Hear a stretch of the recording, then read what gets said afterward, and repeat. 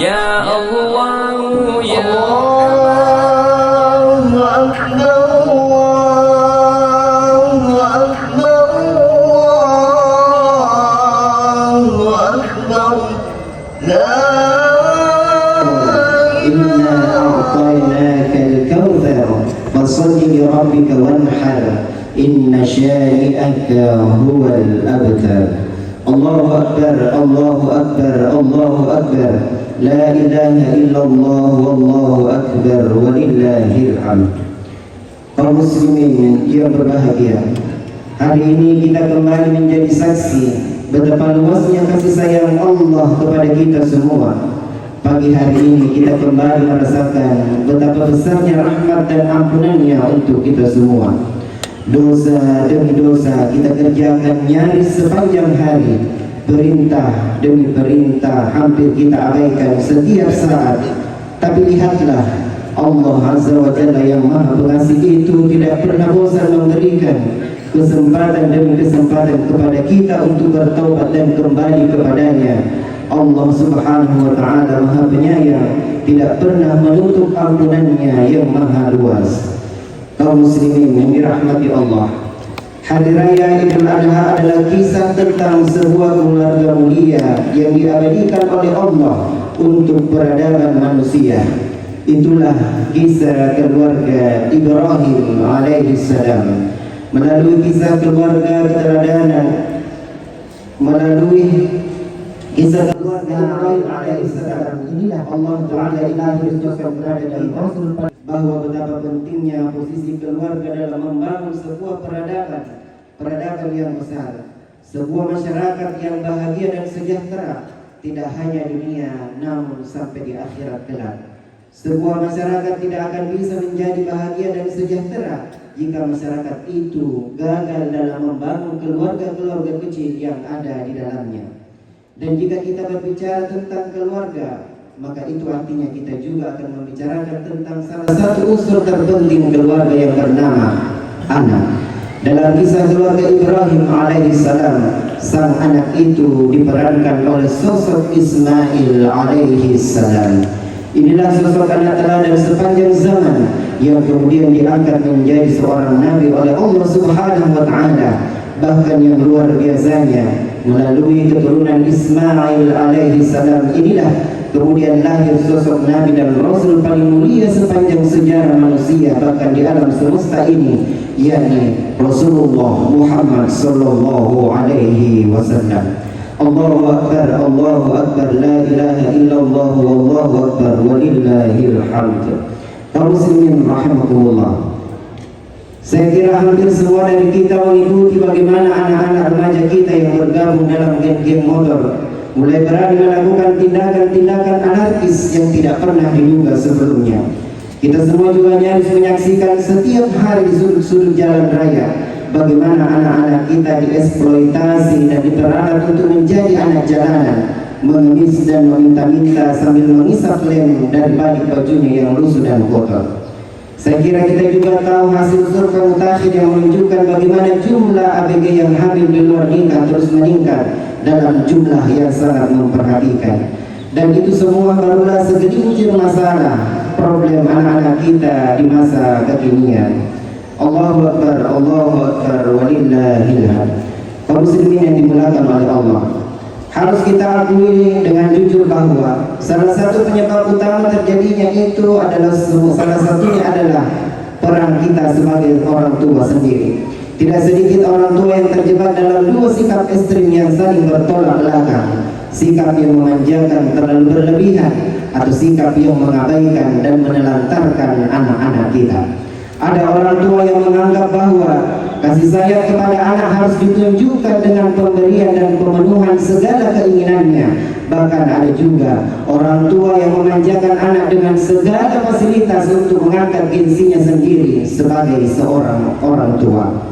Pada sisi lain, tidak sedikit orang tua yang tidak peduli dengan anak-anaknya atau menunjukkan kepedulian dengan melakukan kekerasan demi kekerasan kepada anak-anaknya.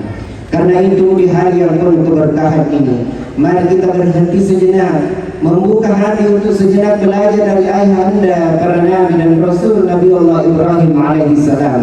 Belajar tentang betapa pentingnya nilai keluarga kita, tentang betapa pentingnya nilai seorang anak bagi orang tua dunia dan akhiratnya. Para ayah dan ibu yang dimuliakan oleh Allah, pelajaran pertama dari kisah Ibrahim alaihissalam adalah bahwa untuk mendapatkan anak yang soleh, maka orang tua lah yang terlebih dahulu berusaha untuk menjadikan dirinya orang yang soleh. Karena siap menjadi orang tua artinya siap menjadi teladan untuk keluarganya, bukan sekedar memberi makan dan mencukupi kebutuhan keluarga. Keberhasilan Ibrahim alaihissalam mendapatkan karunia anak soleh seperti Ismail alaihissalam adalah karena beliau sendiri berhasil mendidik dan membentuk dirinya menjadi seorang hamba yang soleh. Qad kanat lakum uswatun hasanah fi Ibrahim walladzina ma'ah.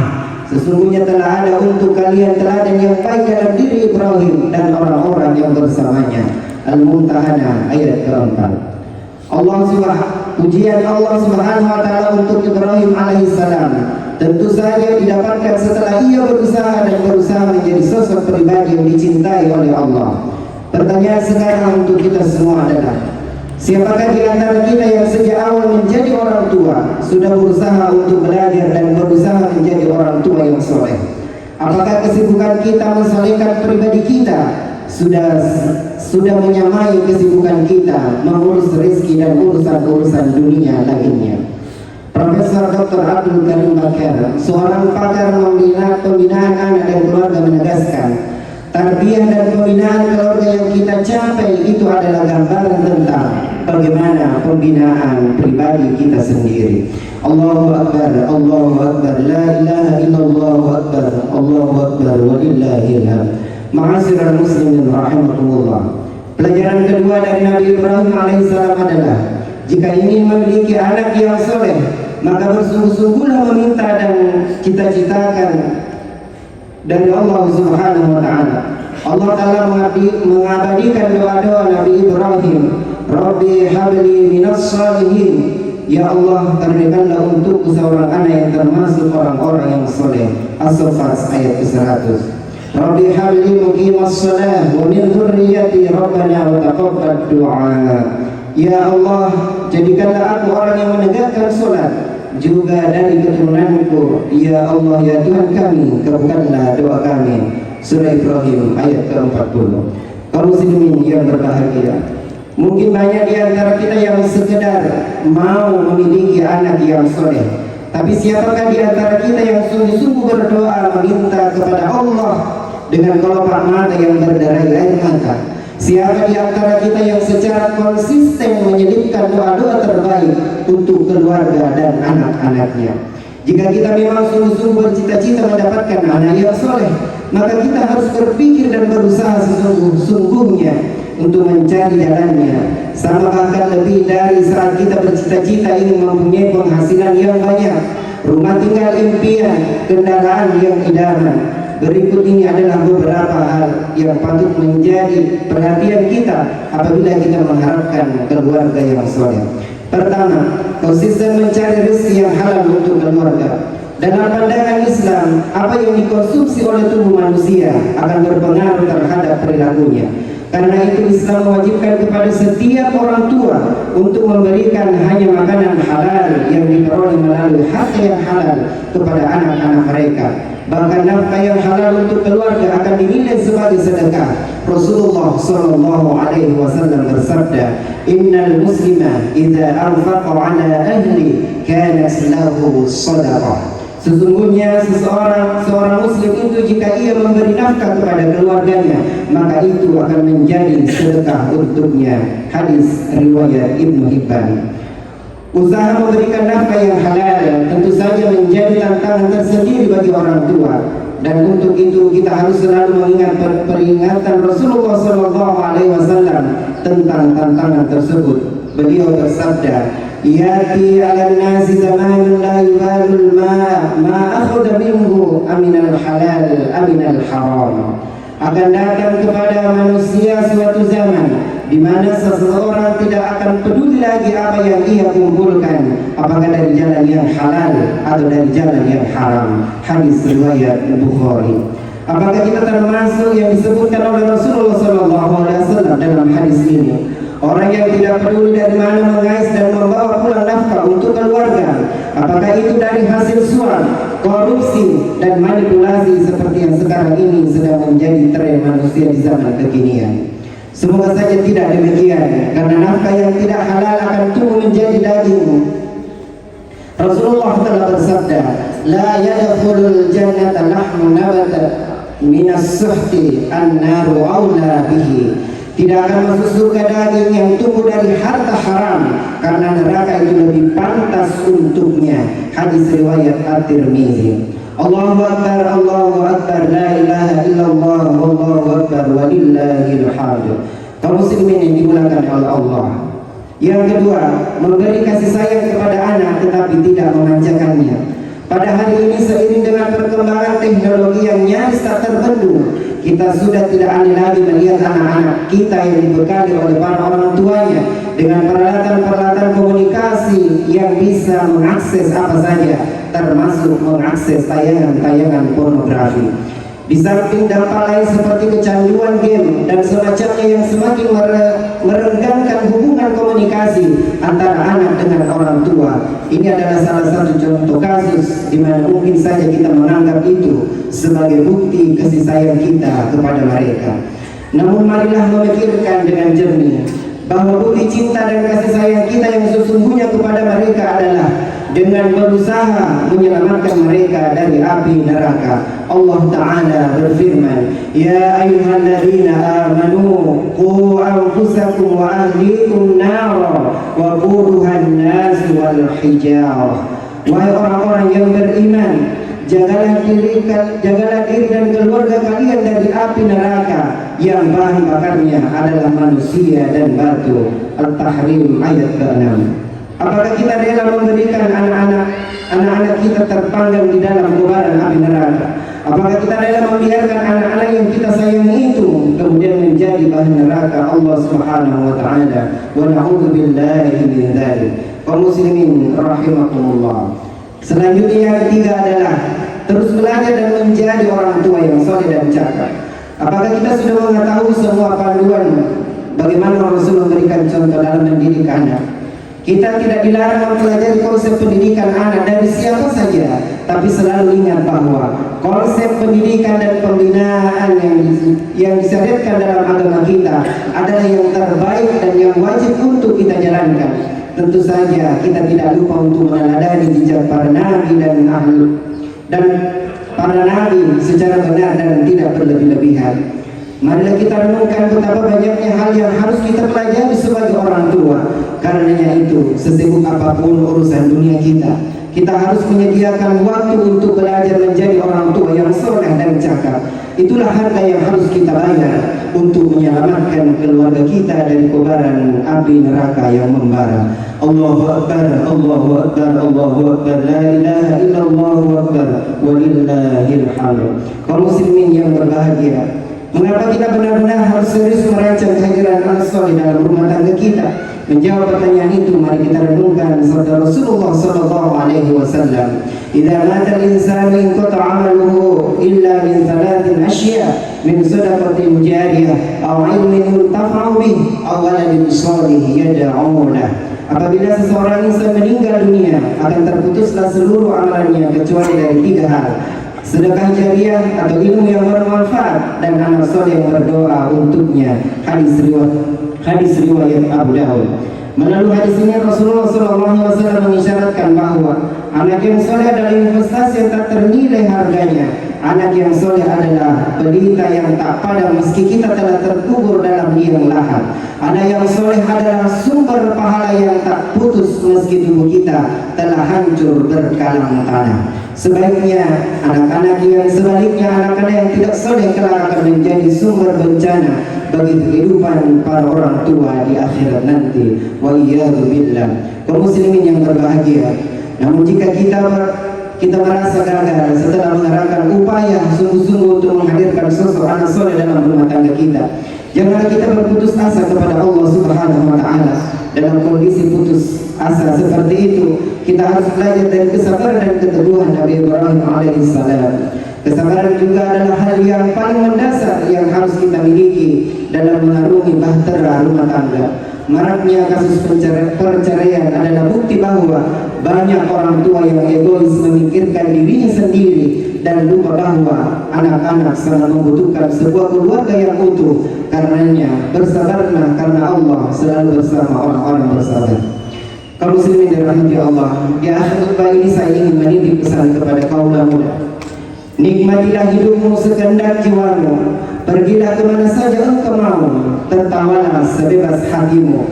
Tapi ingatlah, ada dua sosok manusia yang hebat dalam hidupmu, ayah dan ibumu. Ayahmu yang selalu bermimpi jika kelak engkau menjadi pelanjut amal solehnya, jika dia telah dipanggil yang maha kuasa meninggalkan dunia ini. Ibumu yang selalu berangan bahwa kedua tanganmu menjadi tangan yang selalu tengadah mendoakan perjalanannya di alam kubur menghadap sang penciptanya. Kawan, lakukan apa saja apa yang ingin kau lakukan.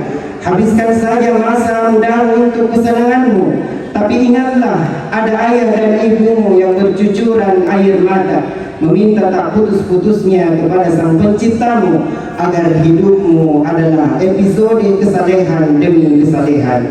Jika kini ayah dan ibumu telah tiada, menurutmu apa yang mereka impikan tentangmu di kehidupan dunia ini? Menjadi hartawan yang tanpa tanding atau menjadi pejabat level tertinggi? Itu bisa saja. Tapi saya lebih yakin bahwa mereka lebih berharap engkau menjadi hamba Allah yang soleh, hamba yang melewati hari dalam kebajikan demi kebajikan, hamba yang selalu melewati malam dalam sujudmu yang panjang, hamba yang selalu takut kepada Allah. Kini impian mereka hanya satu, anaknya menjadi jalan mereka untuk menjajaki surganya Allah yang abadi. Barakallahu li wa lakum fil Qur'anil Karim wa nafa'ani wa iyyakum bima fihi minal ayati wa dzikril hakim wa taqabbal minni wa minkum tilawatah innahu huwal ghafurur rahim wa qur rabbi ighfir warham wa anta arhamur rahimin.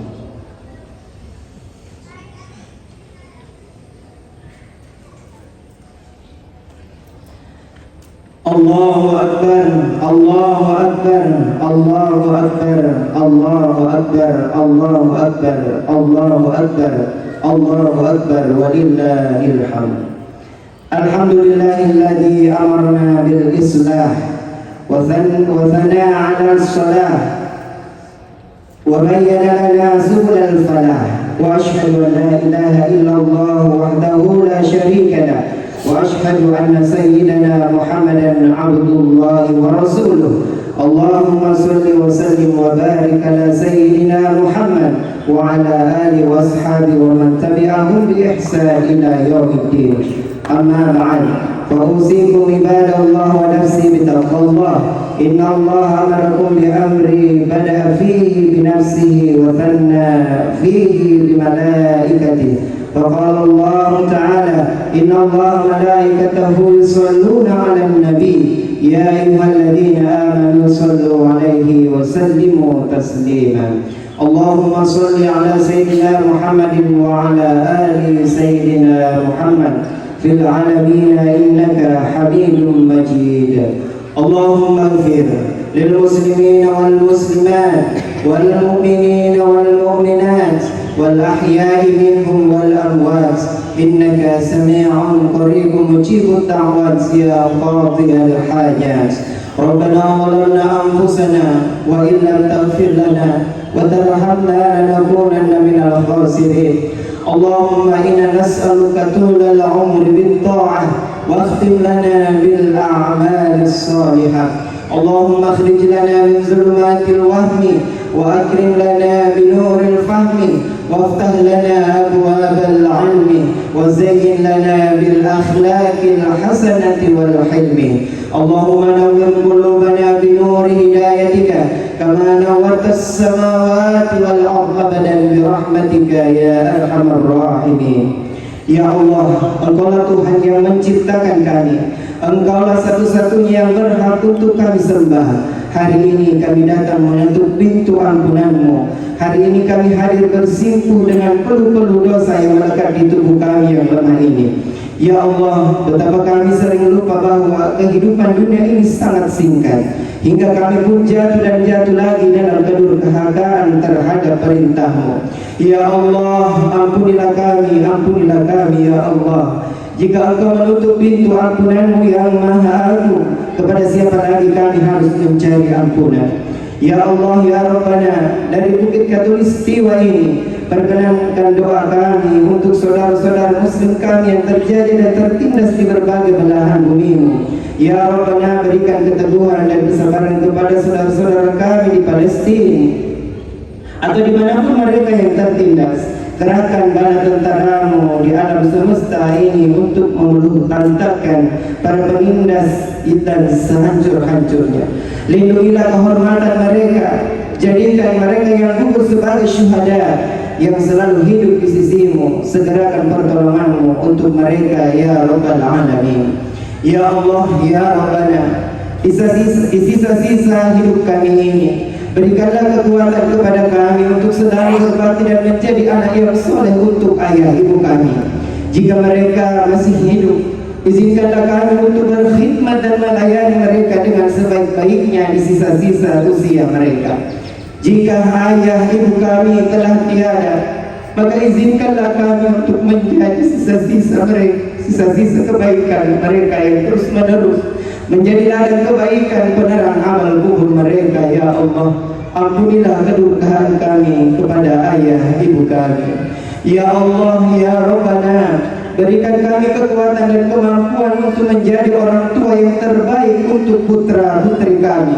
Hanya Engkau satu-satunya yang dapat memberikan kekuatan untuk mendidik mereka dengan sebaik-baiknya. Ya Allah, jadikan anak-anak kami sebagai penyejuk hati kami yang selalu mendoakan kami di saat kami sendiri dalam kegelapan alam kubur. Ya Allah, karuniakanlah kepada kami anak-anak yang mencintai Al-Quran dan sunnah Nabi-Mu. Ya Allah, selamatkanlah negeri ini dari pemimpin-pemimpin yang zalim. Selamatkan negeri ini dari kerakusan para koruptor yang tidak bertanggung jawab. Karuniakan untuk kami para pemimpin yang adil dan mencintai syariat-Mu. Izinkan kami untuk menikmati indahnya negeri ini di bawah naungan syariat-Mu yang maha adil. Ya Allah yang maha mengabulkan doa, kabulkanlah doa kami, penuhilah permintaan kami. Kamilah hamba-Mu yang lemah, harapan kami hanya kepada-Mu. Untuk Allah yang maha mendengar, Engkaulah penguasa satu-satunya yang hak. Engkaulah sebaik-baik pemberi yang diharapkan. Ibadallah, innallaha ya'murukum bil 'adli wal ihsan wa ita'i dzil qurba wa yanha 'anil fahsya'i wal munkar wal baghi. يعظكم لعلكم تذكرون واذكروا الله العظيم يذكركم واشكروه على نعمه يذكركم ولذكر الله أكبر. السلام عليكم ورحمة الله وبركاته.